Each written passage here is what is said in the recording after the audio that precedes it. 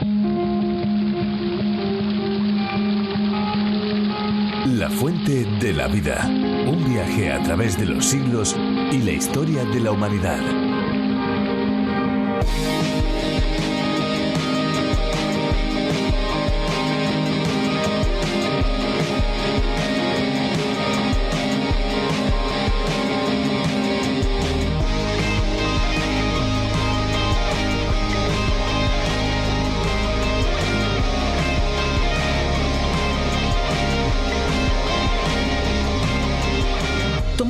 Es parte del cuidado que nuestro cuerpo necesita con frecuencia. Sin embargo, existen personas que no están de acuerdo en que el agua sea fuente de vida y creen que son especulaciones todo lo que se dice de sus beneficios. Tomar agua también es un hábito. Puede parecer un tanto incómodo llevar una botella de agua a cualquier parte donde vayamos, pero todo es cuestión de ir adquiriendo esta costumbre que a la larga será de gran beneficio para nosotros. Todo es cuestión de empezar.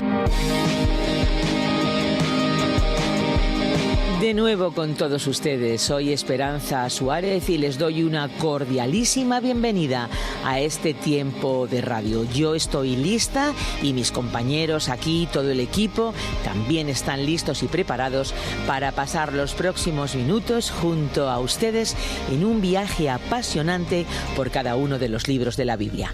Bienvenidos. Pues sí, este es un viaje, podríamos decir que es un tren radiofónico que está en marcha desde que en 1969 empezase y que ha contado con su primera versión en español en el año 1973. Después de aquella versión en la voz de Samuel Montoya, llegó la versión específica para España en las voces de Virgilio Bagnoni y de Benjamín Martín. ¿Sabían ustedes que la lengua castellana o la lengua española es una de las que más se habla en el mundo? Pues sí, porque no solo es de las que cuentan con más hablantes nativos, sino que muchas personas aprenden el idioma español cada día. Qué bueno y qué maravilla es tener este idioma en la palabra de Dios, porque de esta forma la palabra de Dios puede alcanzar a muchas personas que ya lo hablan y algunas que lo están aprendiendo. Y qué bueno saber que la fuente de la vida puede contribuir a ello. ¿No les parece? Pruebas observables y contrastables para constatar que algo es real, algo existe o ha existido. Muchos usan este argumento para rechazar que exista Dios, ya que su existencia se cree mediante la fe, y también lo utilizan para defender teorías como la de la evolución. Sin embargo, si aplicamos este mismo principio, podemos dudar de esa teoría y de muchas otras más, como las gigantescas e inimaginables fechas de miles de millones de años que se describen en estudios. Terminamos por tener que hacer un enorme ejercicio de fe para estar de acuerdo con dichas teorías que se han establecido como verdaderas y que se enseñan en el ámbito académico. Un argumento interesante para refutar al que quiera negar lo sobrenatural es la resurrección de Jesucristo, que es la base de la fe cristiana. Jesús venció a la muerte y resucitó, pero antes de eso hizo que otros volvieran a la vida, como lo que se relata en el capítulo 11 del Evangelio según San Juan. Muy bien, pues vamos ya con Virgilio Bagnoni a posicionarnos en este capítulo de la Biblia, Juan capítulo 11. Descubriremos que Jesús es la resurrección y la vida. La fuente de la vida. Hoy estudiaremos en el Evangelio de Juan el capítulo 11, versículos 32 al 57. En nuestro programa anterior dejamos a Jesús llegando ya a la casa de Marta y María. Vimos cómo María salió al encuentro de Jesús y le dijo que si él hubiera estado allí, su hermano no habría muerto. Jesús le respondió que su hermano resucitaría. Marta le dijo que ella sabía que resucitaría en la resurrección, en el día postrero. Pero Jesús le dijo: «Yo soy la resurrección y la vida. El que cree en mí, aunque esté muerto, vivirá». Y luego se dirigió a Marta y le dijo: «¿Crees esto?». Y ella respondió con toda confianza: «Sí, Señor, yo he creído que tú eres el Cristo, el Hijo de Dios que has venido al mundo». Y vimos que la respuesta de Marta fue la misma confesión que había expresado el apóstol Pedro. Ella comprendió que él, Jesús, era el Mesías. Y luego de esta corta conversación regresó a su casa y en secreto habló con su hermana María y le informó de la llegada de Jesús. María entonces se levantó para salir y recibir a Jesús.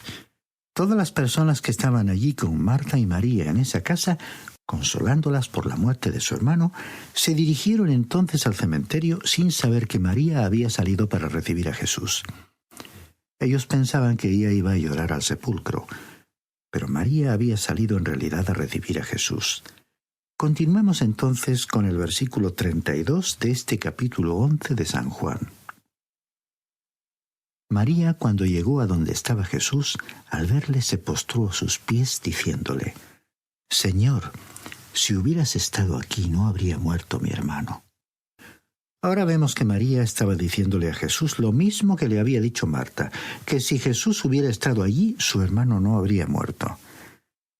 Este incidente aclara la razón por la cual Jesús dijo que sería conveniente que él se fuese. Si Jesús hubiera permanecido aquí en su cuerpo físico, estaría limitado geográficamente. Si estaba en un determinado pueblo, no podía estar presente en otro.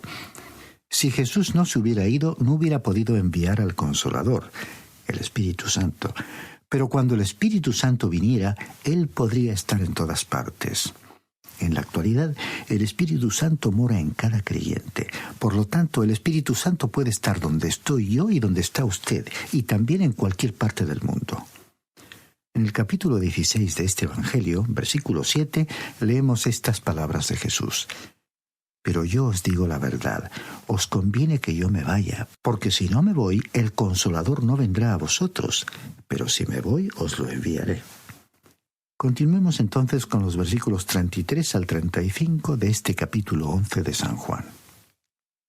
Jesús entonces, al verla llorando, y a los judíos que la acompañaban también llorando, se estremeció en espíritu y se conmovió, y preguntó: «¿Dónde le pusisteis?». Le dijeron: «Señor, ven y ve». Jesús lloró. Si usted quiere saber cómo se siente Dios en cuanto a la muerte de sus seres amados, mire esta escena. Jesús se estremeció en su espíritu y se conmovió. La muerte es una cosa terrible, y usted puede estar seguro que Jesús siente compasión por usted. Su simpatía está con los que viven. Él sabía lo que iba a hacer por los muertos. Jesús lloró, dice aquí. El Evangelio de Juan está escrito para mostrarnos la deidad de Cristo, y sin embargo aquí Jesús se manifestó en toda su humanidad. Aún preguntó dónde habían puesto a Lázaro, porque era muy humano. Y vemos aquí también cómo se siente Dios hoy en un funeral. Sus lágrimas se unen a las de los que lloran la pérdida de un ser querido. La muerte es terrible, y por eso Jesús lloró. Continuemos con los versículos 36 y 37 de este capítulo 11 de Juan.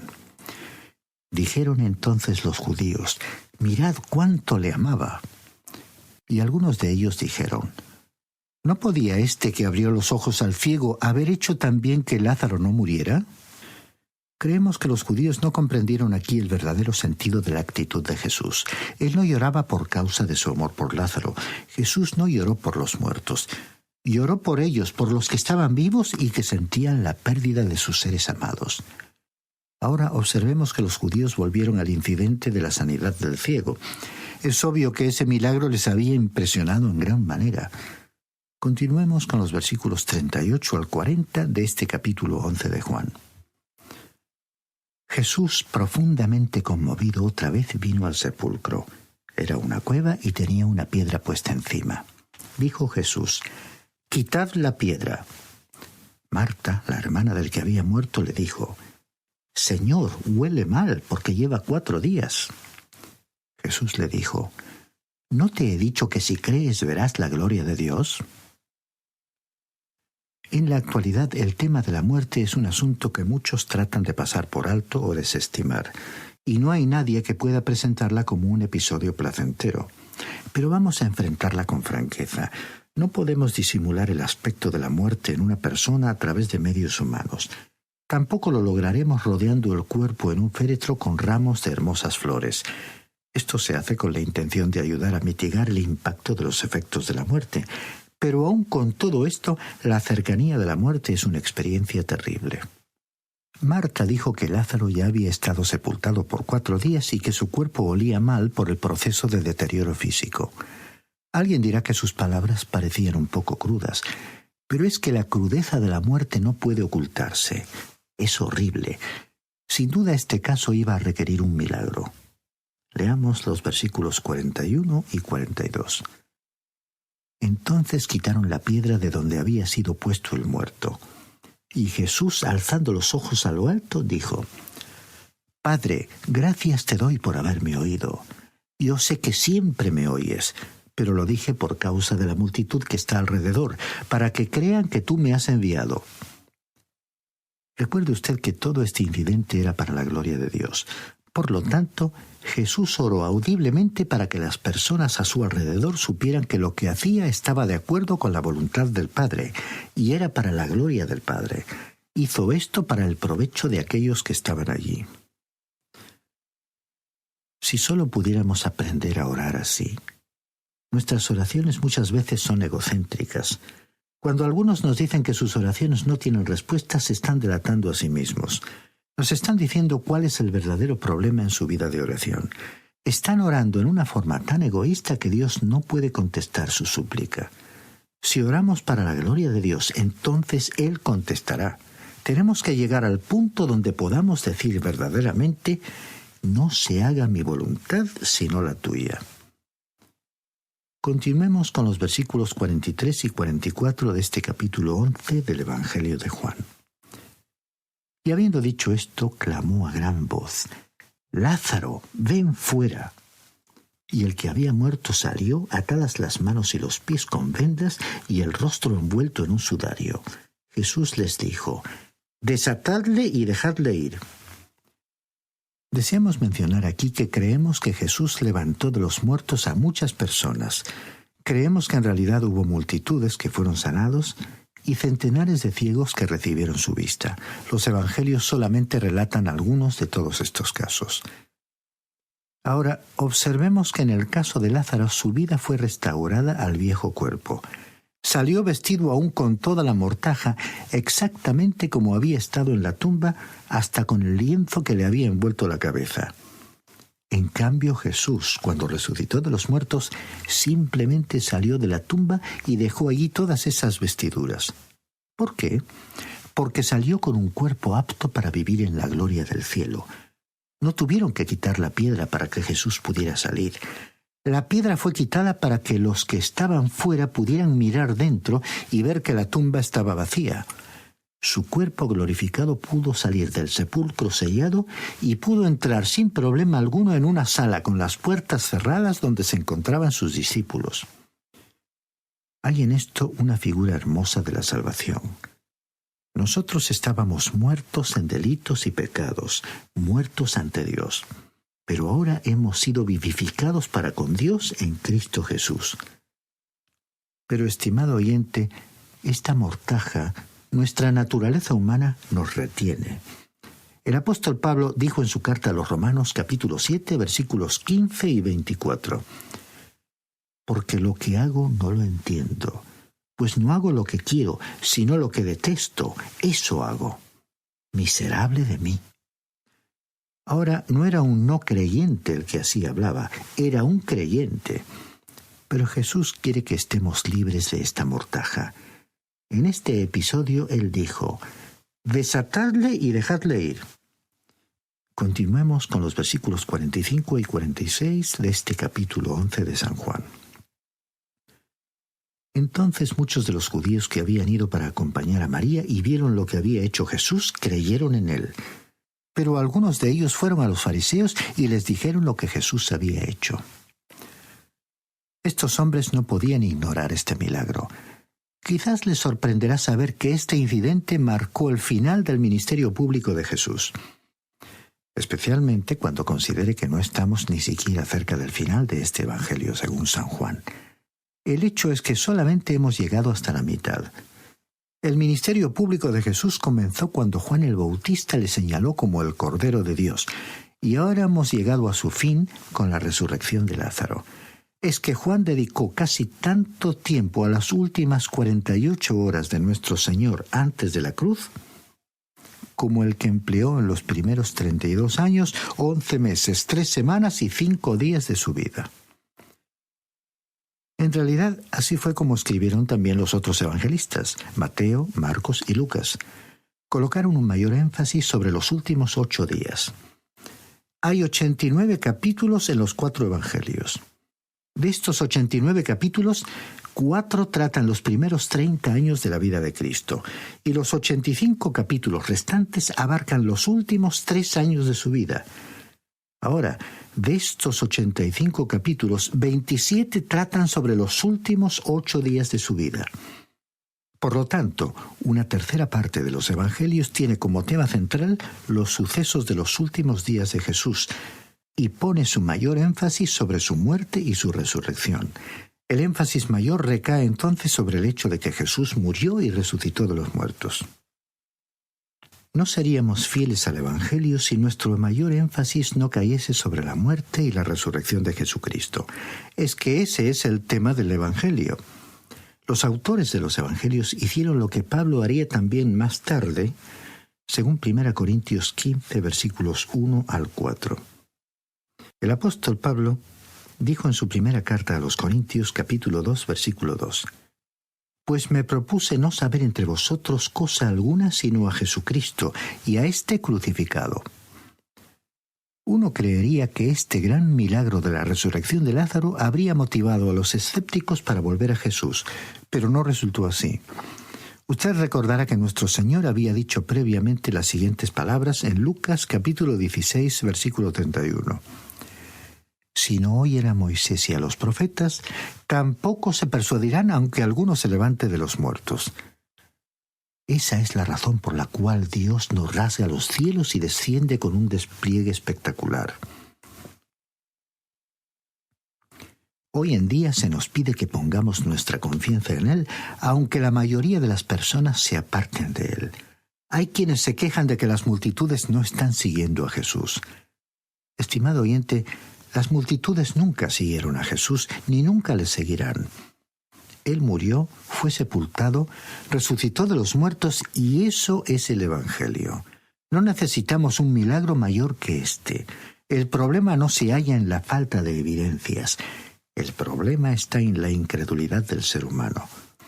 Ahora observe usted lo que ocurrió en el versículo 47 de este capítulo 11 de Juan. Entonces los principales sacerdotes y los fariseos reunieron el concilio y dijeron: «¿Qué haremos? Pues este hombre hace muchas señales». El problema de estos dirigentes que tanto le odiaban no era la falta de evidencias. Ellos eran los enemigos de Jesús y sin embargo decían: «Este hombre hace muchas señales». Es que no podían negar sus milagros. Este era un grupo diabólico. En aquel entonces los principales sacerdotes eran mayormente saduceos, que eran los críticos de la época y que no aceptaban los milagros ni lo sobrenatural, incluyendo la resurrección. Los fariseos, por su parte, podríamos decir que eran los conservadores religiosos y políticos de aquel entonces. Estaban categóricamente opuestos los unos contra los otros en todos los aspectos. Sin embargo, aquí se unieron en su odio contra Jesucristo y en su determinación de matarle. Si podían eliminar a Jesucristo, entonces los hombres de criterios opuestos se unirían en su antagonismo hacia él. Lo mismo podría suceder en la actualidad. La mayoría está tratando de librarse de Cristo tal como Él está revelado en la palabra de Dios. Es una minoría la que acepta a Cristo tal como Él es. Leamos ahora el versículo 48. Si lo dejamos así, todos creerán en Él y vendrán los romanos y destruirán nuestro lugar santo y nuestra nación. Temían que hubiera un movimiento masivo de apoyo a Jesucristo que resultara en una revolución y que en consecuencia Roma viniera sobre ellos. Es decir, que obraron sobre la base del temor. El temor fue su motivación y tememos que ese sentimiento todavía sea lo que impide que muchísimas personas sigan a Jesús en la actualidad. Continuemos con los versículos 49 al 52. Entonces Caifás, uno de ellos, sumo sacerdote aquel año, les dijo: «Vosotros no sabéis nada, ni os dais cuenta de que nos conviene que un hombre muera por el pueblo y no que toda la nación perezca». Esto no lo dijo por sí mismo, sino que como era el sumo sacerdote aquel año, profetizó que Jesús había de morir por la nación, y no solamente por la nación, sino también para congregar en uno a los hijos de Dios que estaban dispersos. Aquí vemos que empezaron a emplear la razón y la lógica, y dijeron que era preferible que Jesús muriese antes de que toda la nación pereciera en manos de Roma. Es interesante notar que aunque lograron matar a Jesús, toda la nación pereció cuando el general romano Tito llegó en el año 70 y la destruyó. Aquí encontramos algo extraño, la predicción exacta de Caifás, quien era el sumo sacerdote en aquel año. Era un político intrigante y más adelante conoceremos a su suegro, Anás, quien también era de la misma calaña y detentaba el poder en la sombra. El que Caifás tuviera aparentemente el don de pronunciar una profecía no debiera conducirnos a engaño. Así como Balaam en el Antiguo Testamento, Caifás pudo anunciar una profecía verdadera. Leamos ahora los versículos 53 y 54 de este capítulo 11 del Evangelio según San Juan. Así que desde aquel día acordaron matarle. Por eso Jesús ya no andaba abiertamente entre los judíos, sino que se alejó de allí a la región contigua al desierto, a una ciudad llamada Efraín, y se quedó allí con sus discípulos. Este fue el comienzo del fin. A partir de entonces trataron abiertamente de matar a Jesús y declararon su hostilidad públicamente. No sabemos exactamente dónde queda la ciudad de Efraín a la que se retiró Jesús. Probablemente estaba situada en un territorio despoblado. Continuemos entonces con los versículos 55 al 57. Se acercaba la Pascua de los judíos y muchos subieron de aquella región a Jerusalén antes de la Pascua para purificarse.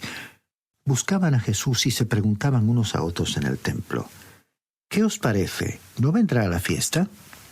Los principales sacerdotes y los fariseos habían dado orden de que si alguno se enteraba de dónde estaba, informara de ello para prenderle. Las multitudes venían a Jerusalén para purificarse antes de la Pascua.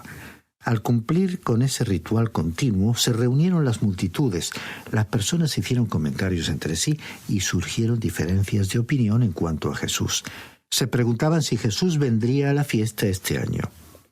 Sabían que el Sanedrín, supremo tribunal religioso de los judíos, le buscaba afanosamente. Todo lo que sucedía ponía en evidencia que si habían rehusado creer a Moisés, no creerían entonces aunque alguien resucitase de los muertos. Al llegar a este momento en el relato, hemos alcanzado pues el punto crítico, decisivo del Evangelio de Juan. Nos estamos acercando ahora a la última semana de la vida de Jesús. En nuestro pasaje de hoy hemos visto que ante el extraordinario milagro de levantar a Lázaro de los muertos, muchos creyeron en Jesús y algunos persistieron en su incredulidad. Al terminar, recordamos aquella gran voz que llamó al que estaba en la tumba, invitándole a salir de aquella morada de la muerte. Esa potente voz resuena otra vez, dirigiéndose a todos aquellos a quienes la Biblia considera muertos, es decir, separados de Dios, y que por medio del sacrificio de Jesucristo en la cruz pueden acercarse hoy a Él para recibir la vida eterna.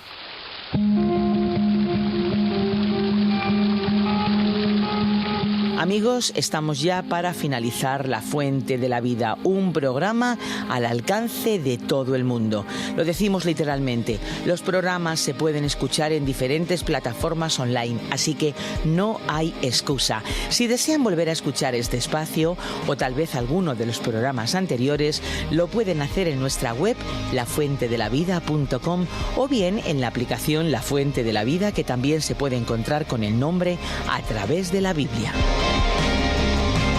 Si quieren más información, nuestro email es info@radioencuentro.net, info@radioencuentro.net.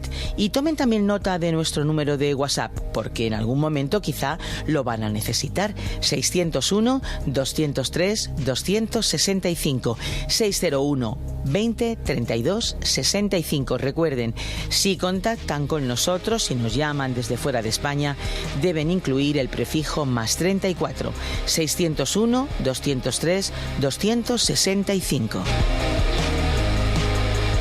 Y por supuesto, no queremos marcharnos sin recordarles que tenemos una memoria USB donde vienen todas las reflexiones en audio y por escrito, todos los programas a su entera disposición. ¿Lo quieren? Pues simplemente tienen que mandarnos un correo electrónico a info@radioencuentro.net. Allí pueden recibir más información, allí pueden solicitarlo y nosotros con muchísimo gusto se lo vamos a enviar. Nuestro deseo es que hayan disfrutado y por supuesto que hayan aprendido algo nuevo hoy. Les esperamos en la próxima Fuente de la Vida y recuerde que hay una fuente de agua viva que nunca se agota. Beba de ella. Muchas gracias por ver este vídeo. Suscríbete al canal si aún no lo has hecho y activa las notificaciones para no perderte las novedades de la Fuente de la Vida. Te esperamos. Este ha sido un programa de Radio Transmundial producido por Radio Encuentro, Radio Cadena de Vida.